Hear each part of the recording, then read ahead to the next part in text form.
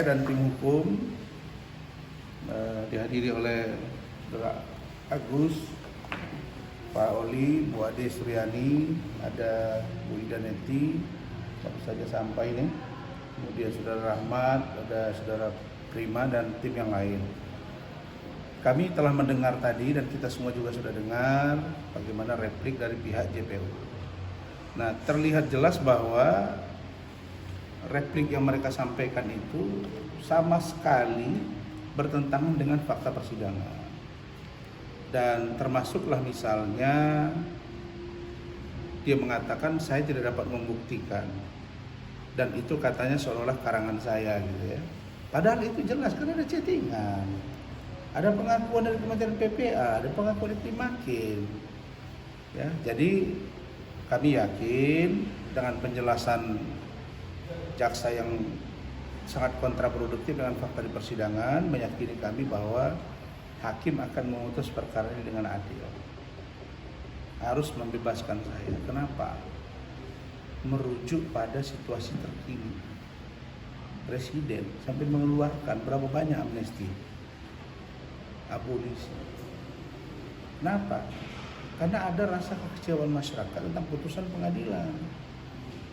Dan karena itulah dilakukan secara serius dengan diskresi yang dimiliki oleh seorang presiden, diterbitkan amnesti, abolisi dan lain-lain.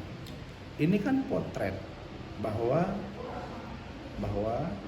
apa yang didakwakan di persidangan itu ternyata tidak sesuai dengan fakta di lapangan dan bertentangan dengan putusan. Maka kami percaya bahwa ya melalui Mahkamah Agung, melalui Pengadilan Tinggi Jakarta, melalui Ketua PN Jakarta Barat, Ibu Sofia, Pak Dian, Pak Ranto Sabungan Silalahi, yang 3 majelis hakim ini kami yakini akan memberikan ya putusan yang adil buat saya dan membebaskan dari kasus ini. Lalu kemudian minggu depan kita akan jawab poin per poin dari apa yang disampaikan dalam replik mereka tadi. Itu saja. Silakan, Mbak. Baik, assalamualaikum warahmatullahi wabarakatuh. Teman-teman, saya menanggapi beberapa replik yang disampaikan oleh jaksa penuntut umum.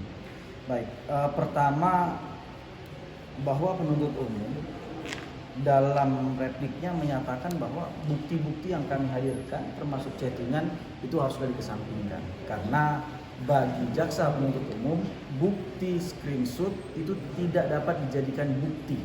Nah, itu bagi mereka. Ini yang sangat lucu bagi saya kan gitu kan. Artinya sebenarnya ini adalah kekhawatiran mereka ya kan terhadap bukti kami sehingga melakukan pembelaan terhadap yang tidak beralasan menurut hukum. Tidak masuk akal gitu kan. Baik, saya perlihatkan di mana jaksa penuntut umum sendiri menggunakan screenshot sebagai alat bukti. Ini di halaman 7. Halaman 7, jaksa penuntut umum membuktikan bahwa perbuatan Hotman dengan Iklima atas dasar suka sama suka. Kemudian adalah chattingan yang di screenshot dan dijadikan bukti untuk membuktikan mereka melakukan perbuatan itu atas dasar suka sama suka. Karena kata-katanya gini, aku kangen, sayang, aku kangen gitu. Justru ini bukti yang sangat diragukan keasliannya gitu loh. Ini kan screenshotnya hanya memperlihatkan satu chat dengan satu foto, 2 chat dengan satu foto. Tidak terlihat di sini siapa yang mengirim, kepada siapa. Padahal ini gitu. kangen ini dari Hotman. Gitu loh. Tidak memperlihatkan ini dari buktinya. Hotman. Ini yang sebenarnya yang harus kita ragukan keotentikannya gitu. Kalau bukti yang kami sajikan dalam pledoi kemarin itu terlihat, bahkan mohon maaf, nomor Hotman itu terlihat. Iya, nomor telepon. Nomor teleponnya itu terlihat. Terverifikasi ketika di peradilan, ketika Hotman diperiksa, Hotman menyatakan bahwa nomor saya adalah yang disebutkan dalam screenshot itu. Jadi keliru kalau seandainya alat bukti screenshot ditolak oleh jaksa penuntut umum. Kemudian jaksa penuntut umum menyatakan bahwa Dewan Kode Etik Organisasi Advokat tidak memiliki kewenangan untuk menilai apakah Pak Rasman sebagai advokat yang beretikat baik ataupun tidak. Ini bertentangan dengan materinya sendiri gitu. Di dalam dalam halaman nomor 4 di sini penuntut umum mengutip putusan Mahkamah Konstitusi tanggal 27 Februari 2019 yang menyatakan bahwa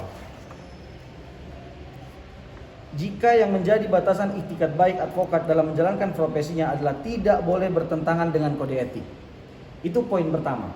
Ini Mahkamah Konstitusi yang menyatakan dan dikutip oleh jaksa penuntut umum. Dinyatakan bahwa itikat baik itu batasannya adalah kode etik. Maka siapa yang berwenang untuk menentukan seorang advokat itu melanggar kode etik atau tidak? Tentunya itu adalah DKOA, Dewan Kode Etik Organisasi Advokat, yang mana Pak Rasman hari ini bernaung di dalam organisasi advokat Pradi Bersatu. Maka putusan Dewan Kode Etik Organisasi Advokat Pradi Bersatu tanggal 4 Desember 2024 itu harusnya memang memiliki wewenang dan atau penilaian terhadap Pak Rasman yang menyatakan bahwa Pak Rasman tidak melanggar kode etik advokat dalam mendampingi Putri Iklima Aprilia. Itu poinnya ya kan. Sebenarnya apa yang mereka sampaikan terjawab sendiri oleh apa yang mereka nyatakan dalam materi repliknya, kan begitu. Yang kedua, baru-baru ini ada sebuah postingan di YouTube yaitu podcast antara Wamenkum yaitu Prof Edi, yang mana kita tahu bahwa beliau adalah salah satu pakar hukum pidana di Indonesia dan beliau terlibat aktif dalam perumusan KUHP kita yang baru dan juga KUHP yang baru, kan begitu kan?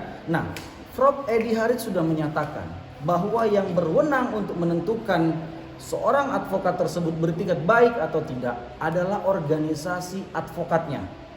Kan gitu poinnya gitu. Baru kemudian wewenang ini kan menjadi dua kalau berdasarkan putusan Mahkamah Konstitusi. Yang pertama adalah melalui Dewan Etik, yang kedua apakah perbuatan Pak Rasman yang sedang didakwakan ini melanggar peraturan perundang-undangan. Nah, jaksa penuntut umum menyatakan bahwa perbuatan Pak Rasman melanggar peraturan perundang-undangan karena tadi poinnya tidak mampu membuktikan.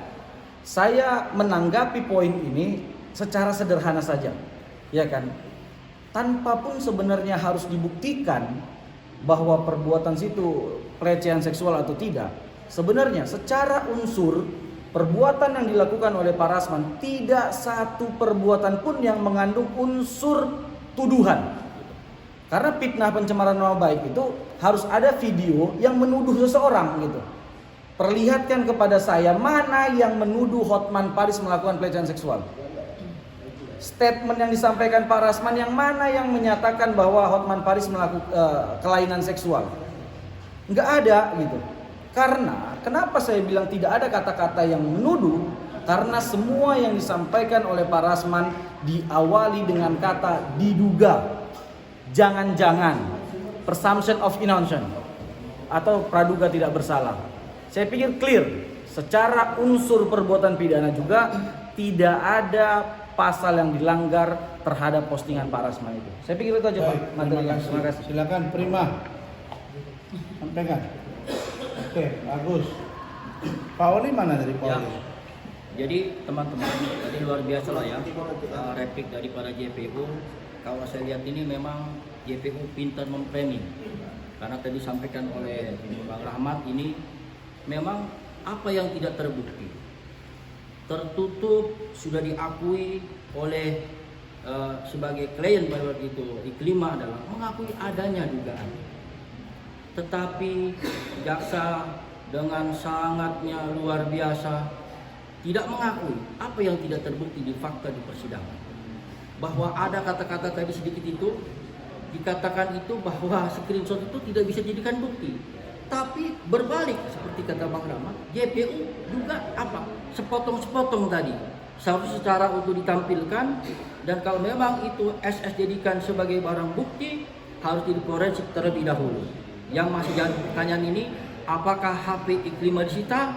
Menurut rumornya itu tidak. Maka dengan ini kami sebagai tim PH akan membantah itu semua, bahwa replik daripada jaksa adalah mengarang. Itu saja. Benar sekali yang disampaikan oleh tim saya, Rahmat. Mereka mengatakan bahwa bukti screenshot yang kami tampilkan itu bukan menjadi bukti untuk penggunaan dasar pembelaan bagi saya sebagai seorang lawyer dari Iklim Hakim. Tapi pada saat yang bersamaan mereka menampilkan bukti screenshot yang justru screenshot itu foto Iklim Hakim dan kalimat yang dari Hotmar, kangen gitu. Jadi orang ini sudah nggak konsisten. Dan ya kalau saya melihat banyak sikap-sikap jaksa ini yang bisa membuat hakim menjadi salah mengambil putusan.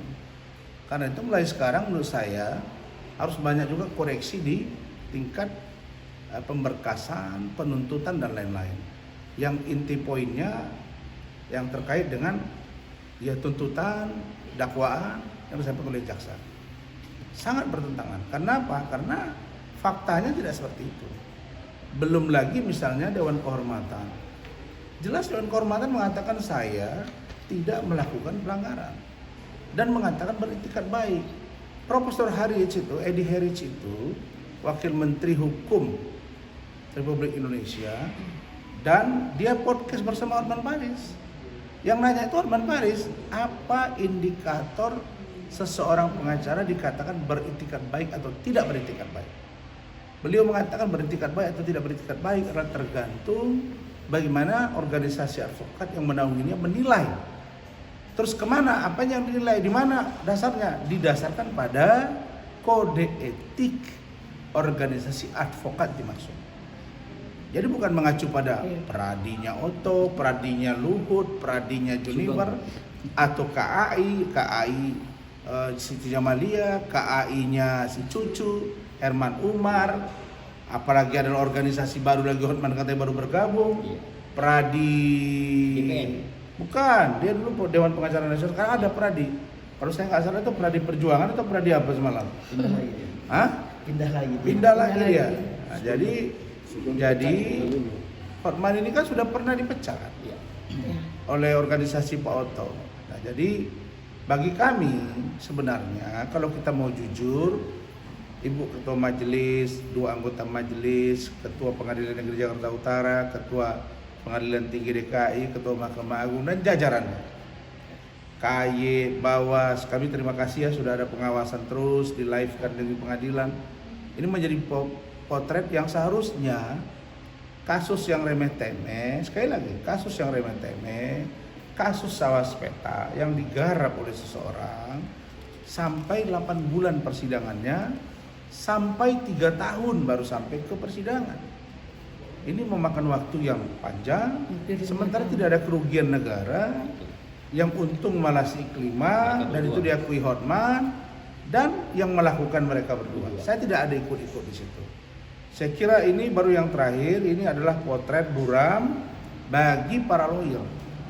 Kalau lawyer tidak bertindak dalam kasus ini, besok-besok kalian akan seperti yang saya kemarin dari Medan mereka sampaikan. Kalau kalian main-main, kami rasmankan. Nah, rasmankan itu artinya dibekukan. Ini kan bahaya. Saya tidak melihat bahwa bekukan itu sesuatu yang serius, enggak. Pada waktunya juga itu akan kembali. Tapi setidaknya ada putusan yang meloncat, gitu. Ya, dilompat. Tiba-tiba ada pembukuan. Di dalam berita acara sumpah nggak dicantumkan. Berita acara sumpah ini akan diperbaiki kalau ada pelanggaran dan bisa dibekukan. Nggak ada gitu-gitu. Jadi saya kira itu barangkali untuk yang singkat, silakan Bu Ida singkat saja.